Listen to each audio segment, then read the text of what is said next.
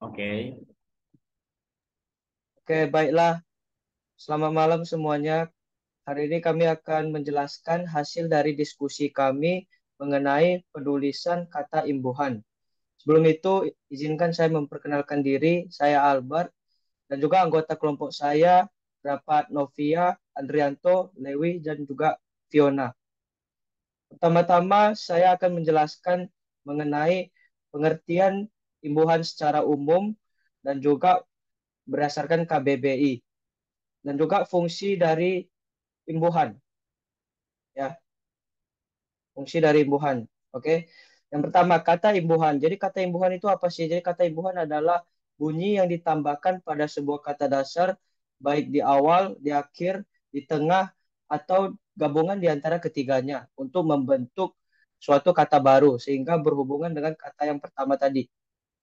Dalam Kamus Besar Bahasa Indonesia, imbuhan berarti bubuhan yang berupa awalan, sisipan, dan juga akhiran pada kata dasar untuk membentuk kata baru atau afiks.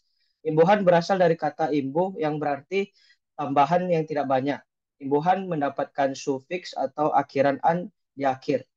Dalam bahasa Indonesia, imbuhan juga disebut sebagai afiks yang menjadi satu unsur penting dalam mengubah bentuk kata, jenis kata, dan juga maknanya.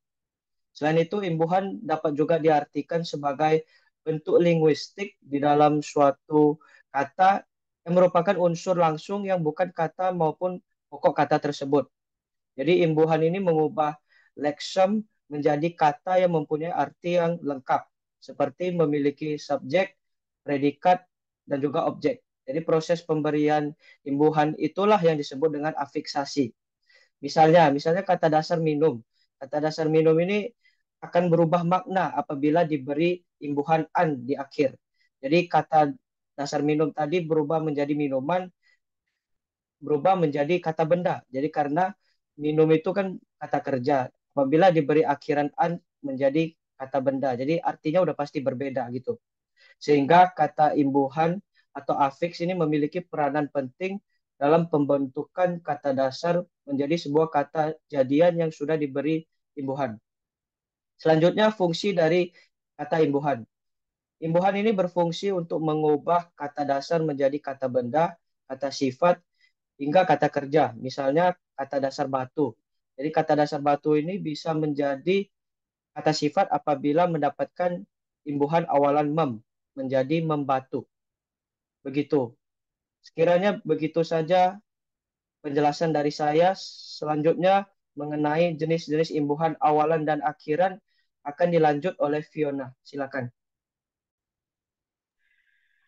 Baik, terima kasih Albert. Yang pertama saya akan membahas mengenai imbuhan awalan atau yang bisa kita sebut sebagai prefix. Jadi imbuhan awalan di sini saya akan menjelaskan mengenai tiga imbuhan aja ya. Yang pertama adalah imbuhan ber. Di sini imbuhan ber memiliki beberapa makna. Yang pertama adalah imbuhan ber bermakna sebagai memiliki atau mempunyai. Contohnya, berkesempatan, berpisah, beracun. Jadi memiliki kesempatan, memiliki bisa, ataupun memiliki racun. Lalu bermakna menggunakan atau memakai. Contohnya bertopi, bergaun, berbaju. Jadi dia menggunakan topi, menggunakan daun, atau memakai baju. Lalu menghasilkan atau mengeluarkan. Contohnya berbuah, berkokok. Jadi dia menghasilkan buah, menghasilkan bunyi kokok. Lalu bermakna menyatakan jumlah.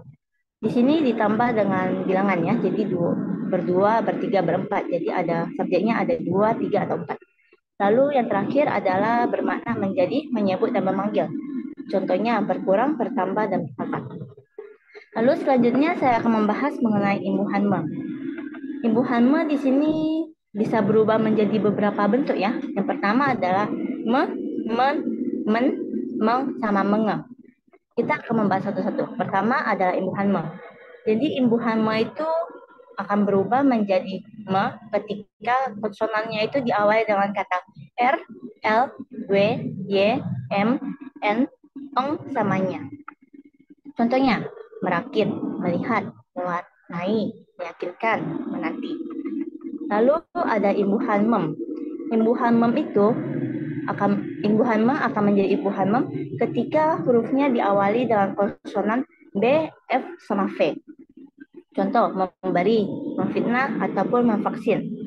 Lalu imbuhan me bisa berubah menjadi bentuk men ketika dia diawali dengan konsonan C, D, sama J. Contohnya mencubit, mendusta, sama menjaga. Lalu ada imbuhan yang awalannya meng, yaitu ketika awalannya diawali dengan huruf vokal dan dengan konsonan G, H, dan KH. Contohnya mengadu, mengikat, mengusir, menggendong, menghilangkan, dan mengkhianati. Dan terakhir adalah ketika me berubah menjadi menge. Ini terjadi ketika katanya itu cuma terdiri dari satu suku kata aja. Contohnya mengelak, mengecap, sama mengecap. Ada kondisi khusus ya di imbuhan me ini ketika awalannya itu K, T, S, sama P. Yaitu huruf awalnya itu dia melebur. Contohnya kayak mengkawal. Mengkawal itu kan kata dasarnya kawal. Nah dia itu K-nya itu melebur jadi mengawal. Contoh lagi kayak tembak. Tembak kan kata dasarnya T, jadi tembak gitu. Dia bakal melebur jadi menembak. Jadi KTSP dia bakal melebur. Dan terakhir saya akan menjelaskan mengenai imbuhan ter. Imbuhan ter terdapat beberapa kondisi juga di sini. Yang pertama adalah menyatakan sebuah kejadian. Dia sudah selesai terjadi ya. Contohnya terbuka, terkejut, sama tertutup. Lalu dia menyatakan suatu tingkatan. Contohnya kayak terbesar, terbagus, sama termahal. Jadi dia berada di tingkatan yang paling tinggi. Lalu menyatakan suatu tindakan atau perbuatan yang dilakukan secara nggak sengaja. Contohnya terkunci, terbuang, terinjak. Menyatakan sesuatu yang dalam keadaan dapat atau tidak dapat. Ini dalam suatu kondisi ya, kayak tertulis, tergambar, terekam. Lalu menyatakan keadaan yang tiba-tiba terjadi. Kayak tertidur, tertawa, terkejut. Itu kan nggak bisa kita kendalikan kan. Dan terakhir menyatakan pelaku atau subjek, orang yang bertindaknya. Contohnya tersangka, terpidana, atau tergugat. Kan dia orangnya kan. Ini untuk imbuhan awalan sudah selesai. Selanjutnya saya akan menjelaskan mengenai imbuhan akhiran atau sufiks. Di sini saya akan mengambil 4. Yang pertama adalah imbuhan kan. Imbuhan kan ada beberapa kondisi juga ya. Yang pertama adalah membentuk kata kerja. Jadi kayak membersihkan, teteskan, dia kan jadi kata kerja kan. Lalu menyatakan makna sebabkan jadi. Di sini terdapat 3 bagian. Yang pertama adalah kalau misalnya kata dasarnya itu kata sifat. Jadi kayak tangiskan. Jadi tangiskan kan artinya jadikan tangis, buat dia menangis gitu. Lalu kata kerja, matikan. Ketika kita mematikan benda atau hal tersebut. Lalu untuk kata benda ini ada sifat khususnya kayak kotakkan. Dia menempatkan benda itu di dalam sebuah kotak-kotak itu. Lalu adalah menyatakan makna sebab jadi berada. Kayak tepikan mobil itu ya, tepi gitu kan. Pinggirkan, lalu mendapatkan makna lakukan seperti tuliskan, lalu makna melakukan untuk orang lain kayak dapatkan. Ini di sini konsepnya kayak dapatkan diskon di atas pembelian segini, dapatkan diskon bla bla bla. Nah, di sini kan ada kata dapatkan ya kan. Yang lakukan untuk orang lain, jadi orang lain yang mendapatkan diskon tersebut. Lalu ada mendapatkan makna membawa masuk ke. Jadi kayak sekolahkan. Jadi orang itu bakal ditempatkan di sekolah tersebut, kan dia sekolahkan. Lalu menyatakan sungguh-sungguh, kayak mendengarkan. Jadi orang itu mendengarkannya dengan sungguh-sungguh. Dan yang terakhir adalah menyatakan dengan, kayak bukakan. Bukakan dengan gunting gitu kan. Bukakan dengan gunting atau dengan alat lainnya. Lalu selanjutnya saya akan membahas mengenai imbuhan I. Imbuhan I contohnya kayak untuk mendapatkan makna berkali-kali. Di sini sikati, kuli. Jadi sikatnya itu nggak cuma sekali aja, dia berkali-kali. Lalu untuk mendapatkan makna tempat. Jadi kayak letaki gitu. Untuk mendapatkan makna merasakan sesuatu pada juga. Jadi kayak hargai, kita merasakan sesuatu kan. Kayak kita menggunakan perasaan kita, menghargai orang tersebut. Lalu untuk mendapatkan makna memberikan atau membubuhi. Di sini kayak kita memberikan kasih sayang, sayangi, atau kasihi gitu. Lalu untuk mendapatkan makna menjadi atau menganggap.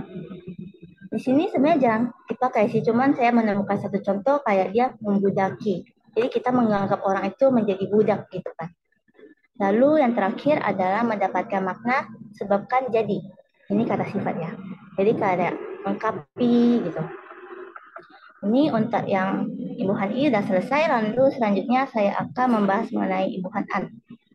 Di sini menyatakan tempat kayak pangkalan, menyatakan alat, timbangan, menyatakan hal atau cara kayak ikan, cara mendidik gitu. Lalu menyatakan menyerupai atau seperti, kayak kita meniru gitu maknanya. Kayak rumahan gitu, kayak rumah-rumahan gitu kan, kayak bermain rumah-rumahan itu kan menyerupai rumah, dia bukan rumahnya sesungguhnya gitu. Lalu ada menyatakan akibat atau hasil dari perbuatan. Kayak masakan, kita kan harus memasak gitu kan. Jadi hasil dari proses memasak itu adalah masakan. Lalu terakhir adalah imbuhannya. Di sini bermakna sesuatu yang terjadi. Kayak kerjanya. Jadi orang itu pekerjaan yang telah dia lakukan kan yang udah terjadi kan. Lalu ada bermakna kepemilikan bukunya, buku itu miliknya. Habis itu bermakna keadaan yang sedang dialaminya. Duduknya, dia berada di ruangan yang duduk. Bermakna pernyataan, duganya, kayak ia menduga-duga gitu. Lalu yang terakhir adalah makna penunjuk, kayak rautnya. Kayak dia menunjuk pada mukanya gitu, raut wajahnya. Oke, sekian penjelasan dari saya. Selanjutnya kita akan membahas imbuhan sisipan sama imbuhan gabungan yang akan dijelaskan oleh Novi. Oke, lanjut. Jadi di sini saya akan melanjutkan menjelaskan tentang contoh imbuhan sisipan dan contoh imbuhan gabungan. Yang pertama, sisipan adalah imbuhan yang terletak di dalam kata. Yang pertama contohnya adalah R, yang kedua adalah L, dan ketiga M. Di sini saya akan menjelaskan yang pertama R. Gigi. Gigi menjadi gerigi, yang artinya terdapat macam-macam gigi. Kedua, sabut menjadi serabut, yang artinya banyaknya macam-macam sabut. Ketiga, getar menjadi gemetar, artinya banyaknya waktu getar atau gerak suatu benda. Keempat, gertak menjadi gemertak, yang menunjukkan banyaknya waktu bunyi. Oke, saya akan melanjutkan contoh L. Yang pertama adalah sidik menjadi selidik, yang artinya memiliki banyaknya macam-macam sidik jari atau berulang-ulang diselidik. Yang kedua, gombang menjadi gelombang, yang memiliki arti bermacam-macam seperti gelombang pendengaran atau gelombang ombak yang ada di laut. Ketiga, tunjuk menjadi telunjuk, yang artinya sesuatu yang mempunyai sifat seperti tunjuk. Keempat, jelajah menjadi dijelajah, yang artinya berulang-ulang kali dipelajari. Oke, contoh terakhir M. M ini contohnya yang pertama tali temali. Tali menjadi temali, yang memiliki arti banyaknya macam-macam jenis tali. Yang kedua, guru menjadi gemuruh. Biasanya kalimat ini menyatakan intensitas frekuentif, yang artinya menyatakan banyaknya waktu.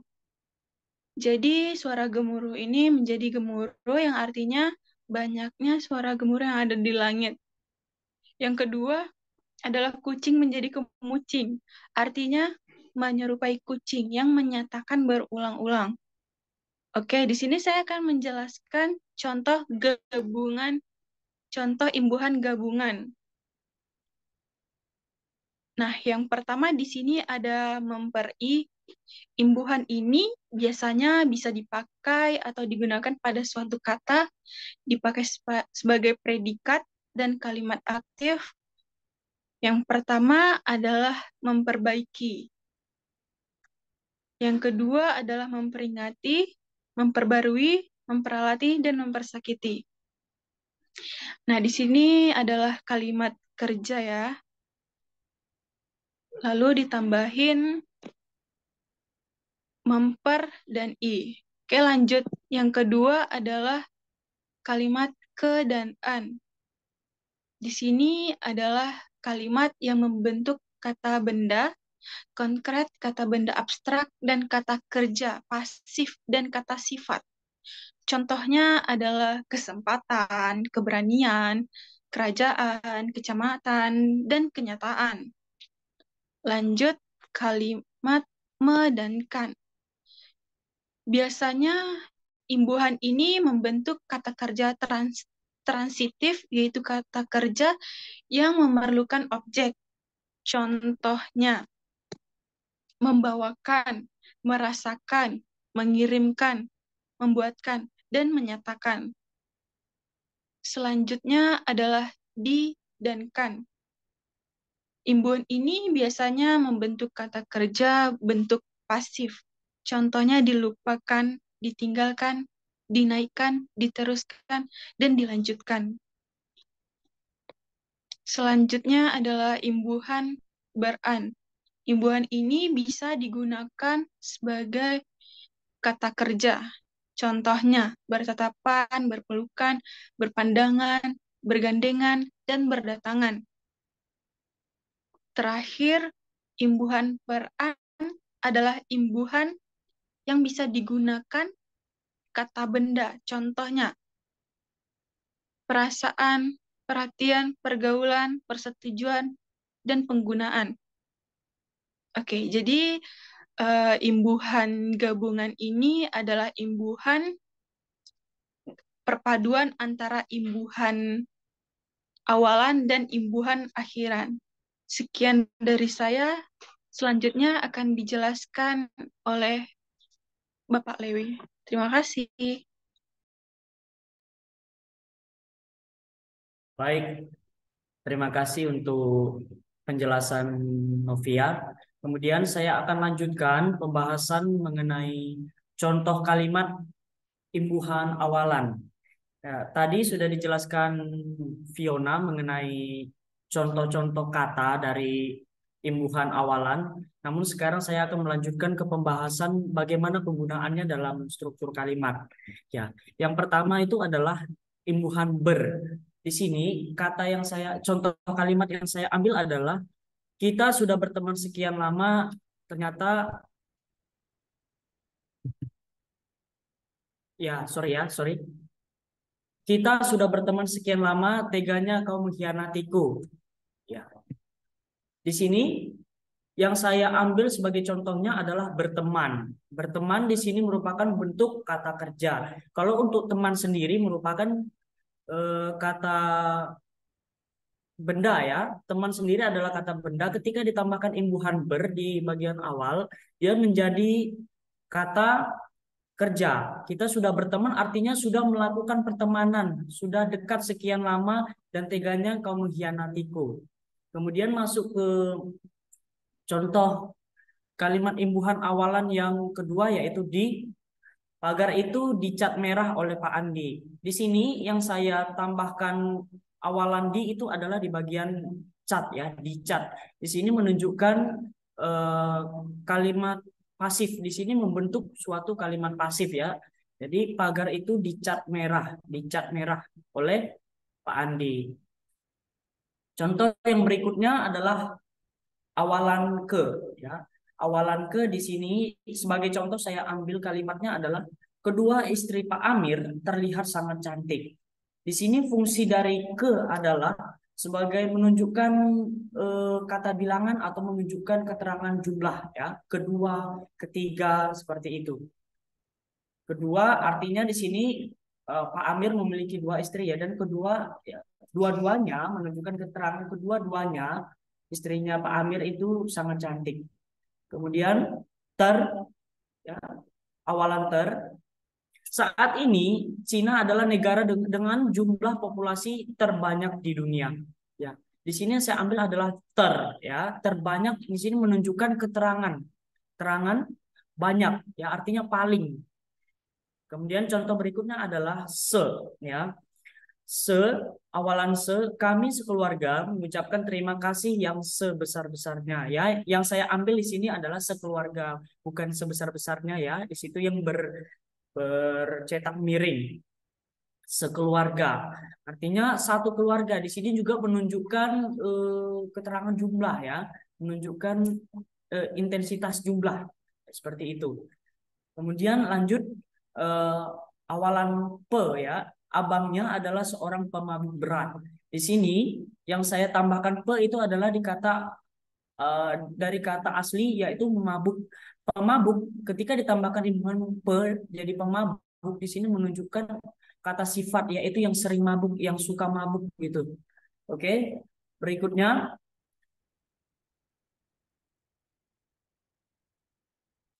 next.